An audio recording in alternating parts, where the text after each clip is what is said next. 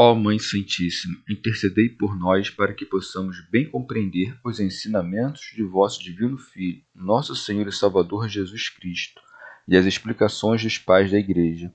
Ó Virgem Imaculada, ofereço-vos este trabalho e peço que abençoais aqueles que o ouvirem, e que seja para a maior honra e glória de Deus. Amém.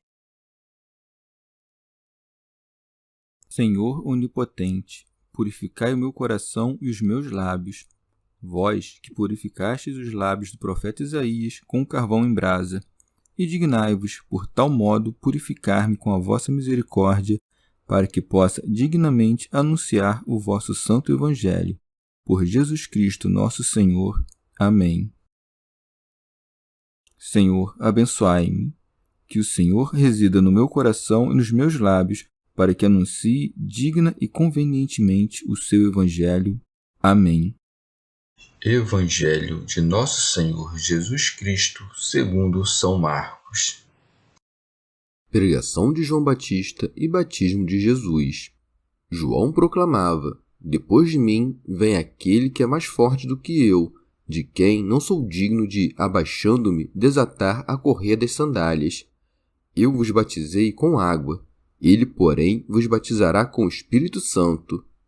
Aconteceu naqueles dias que Jesus veio de Nazaré da Galiléia e foi batizado por João no Rio Jordão. E logo ao subir da água, ele viu os céus se rasgando e o Espírito, como uma pomba, descer até ele, e uma voz veio dos céus: Tu és o meu Filho amado, em ti me comprazo. Comentários dos Pais da Igreja. Glosa de São Tomás de Aquino. João proclamava: depois de mim vem aquele que é mais forte do que eu. Dizia isto para afastar a opinião da turba, que acreditava ser ele o Cristo. Prenuncia que o Cristo é mais forte, pois perdoaria os pecados, coisa que ele mesmo não podia fazer. Pseudo Jerônimo. Quem é também mais forte na graça pela qual são lavados os pecados e que João anuncia? É seguramente aquele que perdoa os pecados 70 vezes 7. A graça é certamente anterior, mas perdoa os pecados uma só vez pelo batismo. Já a misericórdia, em relação aos miseráveis, desde Adão até Cristo, chega a 77 gerações e 144 mil pessoas. Pseudo Crisóstomo. E para que não se pensasse que dizia isso para se comparar a Cristo, acrescentou: de quem não sou digno de, abaixando-me, desatar a correia das sandálias. Não é, no entanto, a mesma coisa dizer desatar a correia das sandálias, como diz Marcos, e levar as sandálias, como diz Mateus. E prosseguindo a ordem da narrativa, os evangelistas, não ocultando nada, afirmam que João disse ambas as coisas com sentidos diferentes. Os que escreveram acerca disso explicaram cada sentido de modo diverso. Chamam, pois, de correia o cordão das sandálias. João, portanto, disse isso para exaltar a excelência do poder de Cristo e a grandeza da divindade, como se dissesse: não sou útil nem mesmo para ser contado na categoria de servente. É por isso algo grande prestar atenção como que prostrando-se abaixo aquilo que pertence ao corpo de Cristo e ver debaixo a imagem das coisas celestes e desatar explicando cada uma das coisas inexplicáveis que dizem respeito ao mistério da encarnação. Pseudo Crisóstomo. A sandália, com efeito, fica na extremidade do corpo, ao final, pois, e para cumprir a justiça, o Salvador encarnou-se. Por isso é dito pelo profeta: pousarei o meu calçado sobre Edom. São Gregório Magno. As sandálias também se fazem de animais mortos. Vindo, pois, encarnado o Senhor, apareceu como que calçado, assumindo em sua divindade a carcaça de nossa corrupção. Ou de outro modo, foi costume entre os antigos que, se alguém não quisesse aceitar a esposa que lhe fosse devida, aquele a quem ela coubesse em sorte por direito de parentesco desataria o calçado deste homem. Convenientemente, pois, João se declara indigno de desatar a correia de seus sapatos. como se dissesse abertamente: não tenho forças para desnudar as plantas do pé do Redentor, porque não faço uso do nome de noivo, que não mereço. Teofilacto Diócrida. Este trecho compreende-se também assim: todos os que vinham e eram batizados por João eram, pela penitência, soltos do laço dos pecados, ao crerem em Cristo. Portanto, João assim desatava a correia de todos os outros, isto é, os grilhões dos pecados, mas não teve forças para desatar a correia de Jesus, pois nele não encontrou pecado. São Beda. Assim, pois, João ainda não anuncia o Senhor como Senhor ou Filho de Deus, mas apenas como homem mais forte que ele. Com efeito, os ouvintes simplórios ainda não compreendiam tão grande mistério, a saber, que o Filho do Deus eterno, tendo assumido um homem de uma virgem, novamente tivesse nascido no mundo, mas deveriam ser paulatinamente introduzidos, pelo reconhecimento da humildade glorificada na fé da eternidade divina. No entanto, João declarou-lhes ocultamente que ele era o Deus verdadeiro, acrescentando: eu vos batizei com água, ele, porém, vos batizará com o Espírito Santo. Quem, pois, pode duvidar que ninguém, senão Deus, pode conceder a graça do Espírito Santo? São Jerônimo. Em que diferem, pois, a água e o Espírito Santo que pairava sobre as águas? A água é ministério do homem, já o Espírito é mistério de Deus. São Beda. Somos batizados pelo Senhor no Espírito Santo, não somente quando, no dia do batismo, somos lavados para o perdão dos pecados na fonte da vida, mas também cotidianamente, pela graça do mesmo Espírito, somos inflamados para fazer aquilo que agrada a Deus. Pseudo Jerônimo. O evangelista Marcos, assim como um cervo desejoso em direção às fontes das águas, salta em direção às planícies e aos ares, e, como uma abelha cheia de mel, degusta as flores em suas superfícies. Por isso, inicia sua narrativa a partir do momento em que Jesus vinha de Nazaré, dizendo: aconteceu naqueles dias que Jesus veio de Nazaré da Galiléia e foi batizado por João no Rio Jordão. Pseudo Crisóstomo. Uma vez que ordenava um outro batismo, veio ao batismo de João, que, em relação ao seu batismo, era incompleto, mas alheio ao batismo judaico, como se estivesse entre ambos, de maneira a mostrar, pela natureza do batismo, que não era batizado para a remissão dos pecados ou como se precisasse receber o Espírito Santo. Com efeito, o batismo de João estava privado de ambas estas coisas.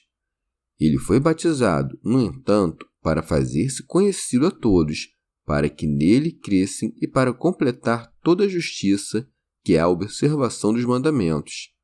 Havia, pois, sido ordenado a todos os homens que se aproximassem do batismo do profeta. São Beda. Ele foi batizado tanto para, com o seu batismo, reconhecer o batismo de João, quanto para mostrar, santificando a água do Jordão pela descida da pomba, o advento do Espírito Santo no banho dos que creem. Por isso prossegue: e logo ao subir da água, ele viu os céus se rasgando e o Espírito, como uma pomba, descer até ele. Abrem-se os céus não pela abertura dos elementos, mas para os olhos espirituais, pelos quais Ezequiel, no início de seu livro, recorda que estavam abertos.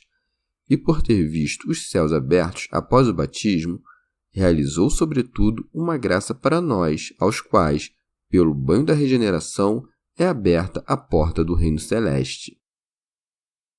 Pseudo Crisóstomo. Ou para que dos céus a santificação seja concedida aos homens, e para que as coisas terrenas se reúnam às celestes.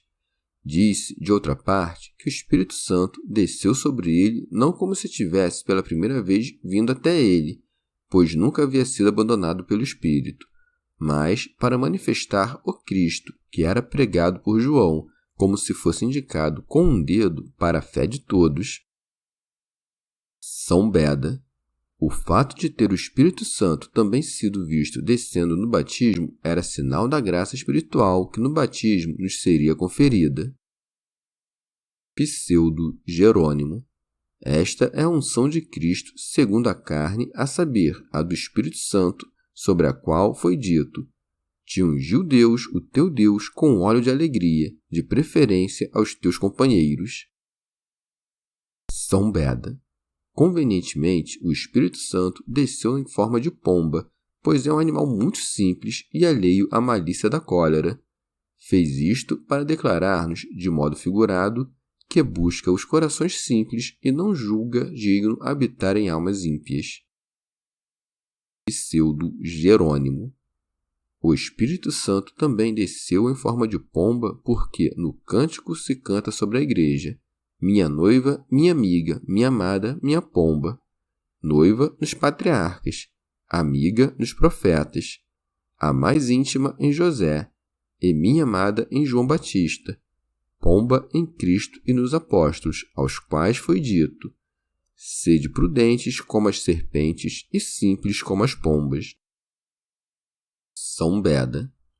A pomba sentou-se sobre a cabeça de Jesus para que ninguém pensasse que a voz do Pai foi dirigida a João, não ao Senhor, e convenientemente acrescentou ficando sobre ele, isto é, com efeito, algo próprio de Cristo, que preenchendo-o uma única vez, o Espírito Santo nunca o deixa, pois aos seus fiéis por vezes é conferida, por vezes subtraída, a graça do Espírito para a realização de sinais de poder e milagres, mas a eles nunca falta a graça do Espírito para a obra da piedade e da justiça, e para a conservação do amor de Deus e do próximo. E a voz do Pai ensinou que aquele que veio com outros até João para ser batizado é o verdadeiro Filho de Deus, aquele que quer batizar no Espírito Santo. Por isso se segue: e uma voz veio dos céus: tu és o meu Filho amado, em ti me comprazo. Não que falasse para informar o Filho de algo que o Filho mesmo não soubesse, mas o fez para nos evidenciar aquilo em que devemos acreditar. Santo Agostinho.